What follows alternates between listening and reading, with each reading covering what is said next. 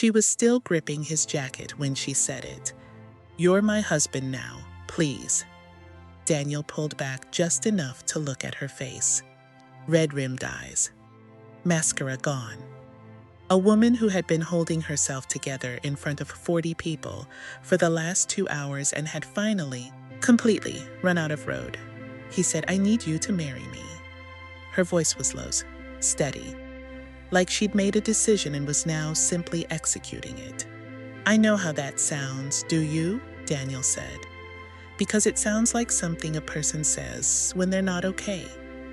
"I'm not okay," she said, "but I'm also not wrong." She let go of his jacket, smoothed the front of it with both hands, like she could undo the last 10 minutes. "My mother's will has a clause. I have 60 days from her death to be married, or I lose controlling shares of the company to my uncle. And my uncle has been waiting 15 years to take it apart." Daniel stared at her. "I don't know you," he said. "You caught me when I fell," she said. "In my experience, that's more than most people who do know me have ever done." He had nothing to say to that. "I'm not asking you to love me," Cassandra said. "I'm not asking for anything that isn't in a contract. 1 year. Legal, clean, specific. Your son gets school, healthcare, a future. You get a salary and enough stability to stop worrying about the winter heating bill." She paused. "I know about the heating bill." Daniel went very still. "How do you know about that?" "My mother kept notes," she said. "After she sat with your son at the park, she looked up your number and she wrote about you. She wrote your name." Her voice dropped slightly on that last part. She only wrote names when she thought someone mattered. The wind moved across the parking lot. A few leaves scattered across the asphalt between them. Daniel looked over at his son, who was standing 8 feet away with his hands in his pockets, watching both of them with the quiet attention of a child who understood more than he was supposed to. "Why me?" Daniel said. "You run a $100 million company. You could find someone, an arrangement, a professional." "I could," she said. "But when I hit the ground just now, you didn't calculate. You didn't hesitate. You just came." Daniel looked at her for a long time. Then he said, 3 conditions. And that was the moment everything changed. If this story is already pulling you in, stay with us. Subscribe, like, share, and tell us in the comments where you're watching from. Now let's go back to the beginning. Because none of this makes sense without it, Daniel Reeves almost didn't go to that funeral. He stood in front of his bathroom mirror that Saturday morning, nodding and unknodding his neighbor's borrowed tie, running through all the reasonable arguments. He hadn't known Eleanor Hale personally. He'd never been introduced. Showing up felt presumptuous, another face in a room full of grief that didn't belong to him. Then Noah appeared in the doorway in his good shirt, the white one with the collar, slightly too big in the shoulders, and said, "Dad, she waited with me until you came. We should go." Daniel looked at his son in the mirror, 8 years old, serious eyes. The kind of kid who stored everything quietly and only spent words when they counted. Daniel straightened the tie. "Yeah," he said, "you're right." 6 weeks before the funeral, Daniel had been 20 minutes late to pick Noah up from Clement Street Park. A training session had run over. One of his EMT students had frozen during a cardiac simulation, locked up completely, hands shaking. Unable to move, and Daniel had stayed with her after the others left, working through it slowly, because that was the job inside the job. The part nobody put in the curriculum. By the time he checked his phone, 2 missed calls. Unknown number. He called back with his stomach already dropped. A woman answered, calm voice, unhurried. She said her name was Eleanor, that she'd found his son alone on a bench, that she'd decided to wait with him. She said Noah was perfectly fine. She said he'd spent the better part of an hour explaining why the mosasaurus was a more efficient predator than the megalodon. and that she'd found the argument persuasive. Daniel drove to that park like the city owed him a clear road. When he got there, Noah was sitting beside a woman in a green coat, small frame, white hair. She had her hands folded in her lap, and she was listening to Noah the way people listen when they're genuinely interested, not just being polite. She stood when Daniel came across the grass, words already falling out of him. "I'm so sorry I got held up. I can't tell you how grateful." She stopped him with one raised hand, said Noah was wonderful company, said she'd had nowhere pressing to be. She shook Daniel's hand, firm, warm, brief, squeezed Noah's shoulder, and walked toward the parking lot before Daniel had finished collecting himself. He stood watching her go. Noah stood beside him. "She bought me hot chocolate," Noah said. "2 cups, yeah?" She said, "1 cup is comfort," Noah said, "and 2 cups is company." Daniel watched the green coat disappear around the corner of the building. He never got her last name. He told himself he'd find a way to properly thank her. He told himself there was time. There wasn't. 6 weeks later, he was reading her obituary on his phone during a lunch break, and the hot coffee in his other hand went completely cold before he put the phone down. Eleanor Hale, 69, retired billionaire heiress, beloved mother of Cassandra, services at Maplewood Community Church, Saturday at 11. He sat with that for a long time. Then he texted his neighbor about the tie. Maplewood Community Church held the particular stillness of a room full of people trying to be quiet for the right reasons. Dark wood, white lilies, November light coming through tall windows in long, flat strips that fell across the pews like something deliberate. Daniel and Noah sat near the back. He saw Cassandra the moment they walked in. He recognized her from the single photo that had run with the obituary, but the photo hadn't quite captured it. She was taller than he expected. Dark hair pulled back with the kind of severity that takes effort. A charcoal coat. She stood at the front receiving condolences with the efficiency of someone running a process. Each person approached, acknowledged, thanked, and released before the next one stepped forward. She was good at it. That was the thing. She was very, very good at it. Daniel watched her through the service. The pastor spoke warmly and at length about Eleanor, clearly knew her well. A former student read something and cried through half of it. A retired colleague read something else and didn't cry, but looked like the effort was costing her. Noah sat completely still beside Daniel, which was how Daniel knew the room was doing something to him too. When it ended, people gathered in clusters, voices low, moving slowly toward the exits. Daniel stood, took Noah's hand, and headed for the door. He'd come. He'd paid his respects. That was what he came to do. They were nearly out when Noah stopped walking. "Dad," Daniel turned. The church had emptied down to the last few people. Cassandra was still at the front, receiving the final condolences from 2 older women. As Daniel watched, they embraced her, brief, warm, and then they were walking toward the exit, and Cassandra was standing alone at the front of the church with no one left. She picked up her bag. She walked toward the side door. Daniel and Noah went out the main entrance and around to the parking lot. He heard it before he saw it. Not a loud sound, nothing dramatic, just a breath, the sound of something that had been compressed for a very long time, suddenly having nowhere left to go. He turned. Cassandra was standing beside the hearse at the far end of the lot, one hand pressed flat against the black door, head down. And then, slowly, the way exhaustion finally wins an argument, her knees buckled. Daniel was moving. He didn't decide to. His body made the decision. 11 years of running toward people in collapse, and it still happened the same way every time. Legs moving before the mind caught up. He reached her before she hit the asphalt. Both hands, old habit, checked the pulse, checked the breathing. She was fine, not a medical event. Just a woman who had been carrying something very heavy for a very long time and had finally, in a parking lot, alone put it down. She grabbed the front of his jacket with both fists and pressed her forehead against his chest. And she cried, not loudly, not the way people cry when they have an audience. The other kind, quiet and deep and completely private.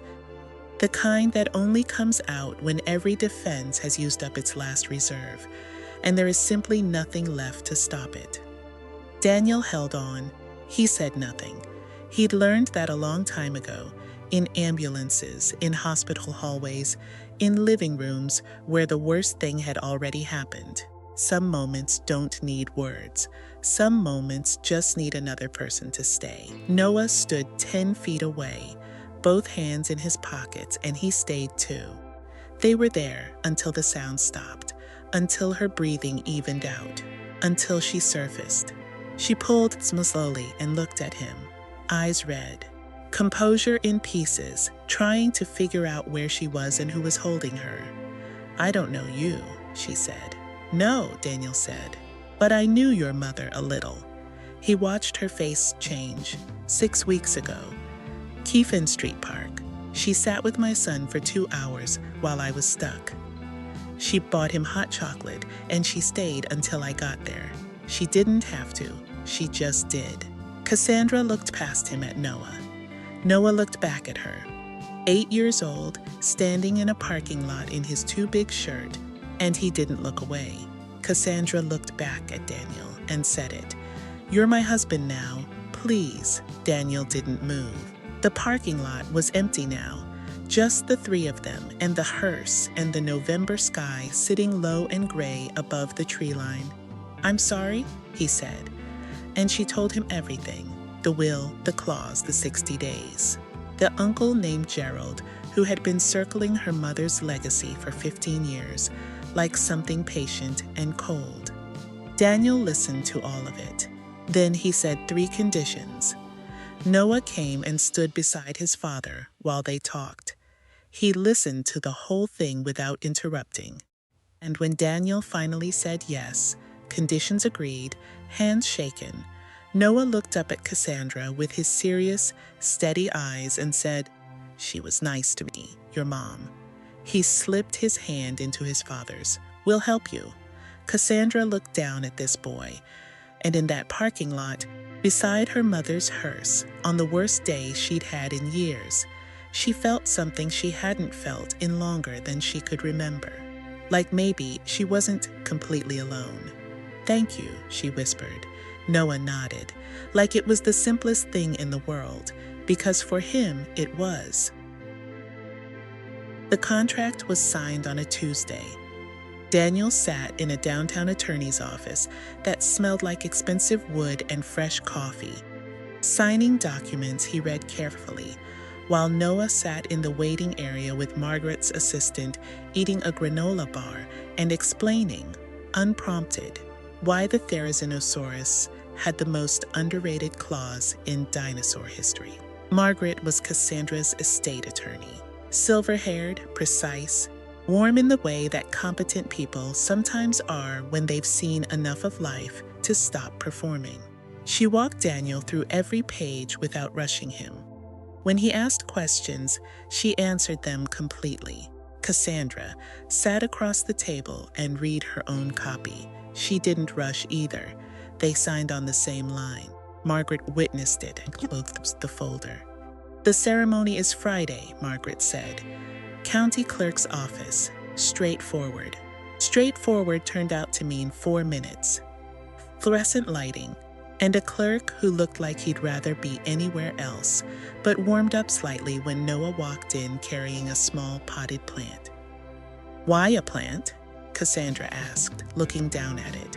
"Flowers die," Noah said simply. "Plants stay, if you take care of them." Cassandra looked at the plant for a moment. Then she looked at Daniel. Daniel shrugged. "He's not wrong." The clerk pronounced them married. Cassandra extended her hand. Daniel took it. And then, for just a beat, 1 beat longer than a handshake, he held it. Cassandra noticed. She didn't pull away. They drove to the house in 2 separate cars. That felt important to maintain. The distance. The clarity of what this was and what it wasn't. The house did not make distance easy.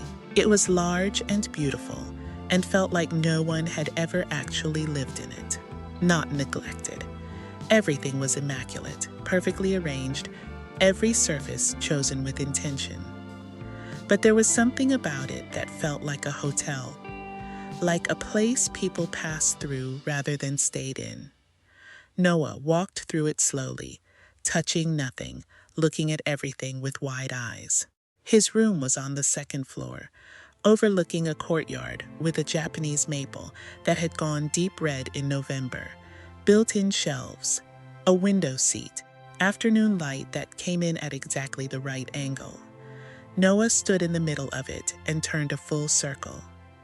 "Can I put stuff in here?" he asked. "Like my stuff? It's your room," Cassandra said from the doorway. "Put whatever you want in it." Noah immediately began talking through his plans out loud. His books on the bottom shelf, organized by subject, his blanket on the window seat, the constellation projector his aunt had given him for his birthday positioned on the desk, so it hit the ceiling at the right angle. He was very specific about the ceiling angle. Daniel stood beside Cassandra in the doorway and watched his son fill that room with plans. "He's going to be okay," Cassandra said quietly, not to Daniel specifically, more to herself. "Yeah," Daniel said, "he is." The first 2 weeks were careful. Cassandra left early and came home late. Daniel taught his EMT courses and picked Noah up from his new school and cooked dinner in a kitchen that was better equipped than anything he'd ever used in his life. He left a plate for Cassandra in the oven on the nights she wasn't back by 7. She always ate it. She never mentioned it. They were polite, considerate. 2 adults honoring an agreement with the quiet professionalism of people who understood the terms. Noah started at his new school and came home on the 3rd day with a drawing he'd made in art class. 3 figures standing in front of a house, next to a red tree.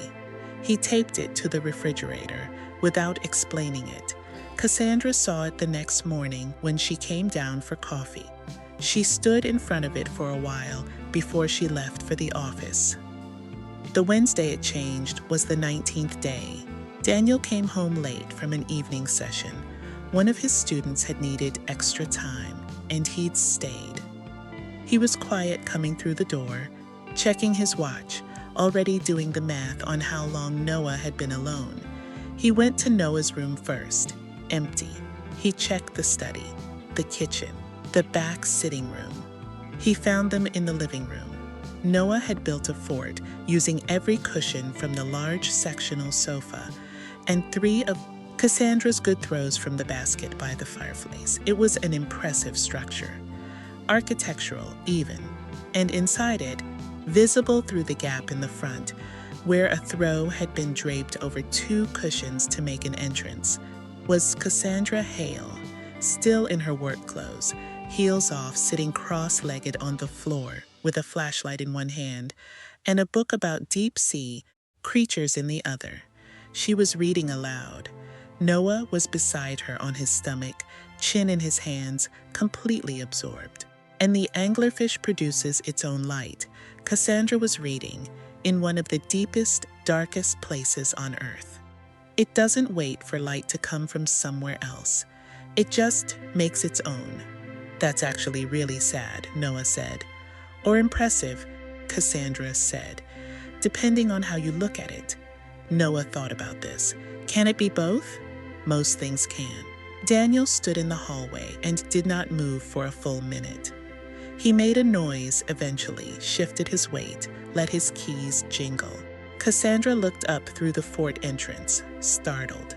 A flash of something, caught, self-conscious, moved across her face. "He couldn't sleep," she said. "I was passing the room and the light was on. I didn't mean to." "It's okay," Daniel said. He sat down on the floor outside the fort.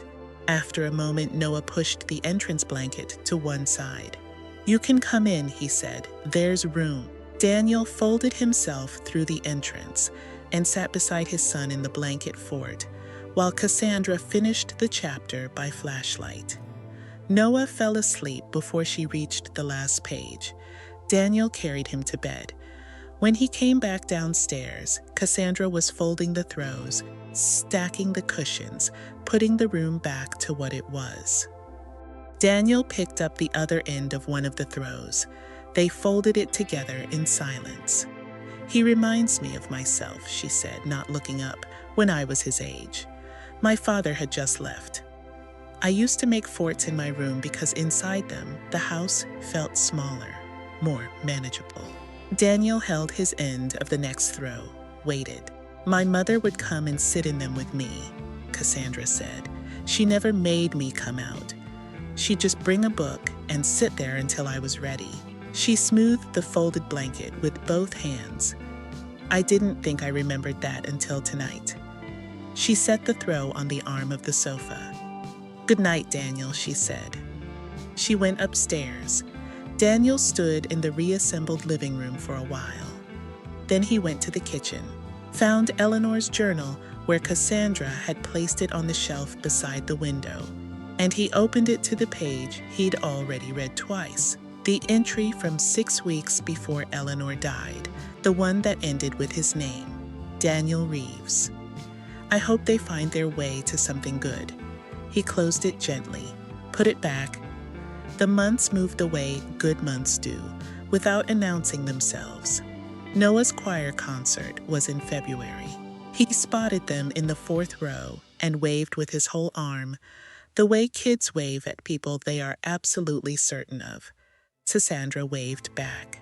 Daniel watched her do it and felt something he hadn't felt in a very long time settle quietly into place. Gerald Hale's legal challenge collapsed in March. Eleanor's journals, her former colleagues, her years of correspondence, all of it made the case so clearly that Gerald's attorneys withdrew before it reached a hearing. Eleanor, even gone, had been thorough. The company was safe. The clause was fulfilled. On a Tuesday in April, Margaret came to the house with the dissolution papers. They sat in the study.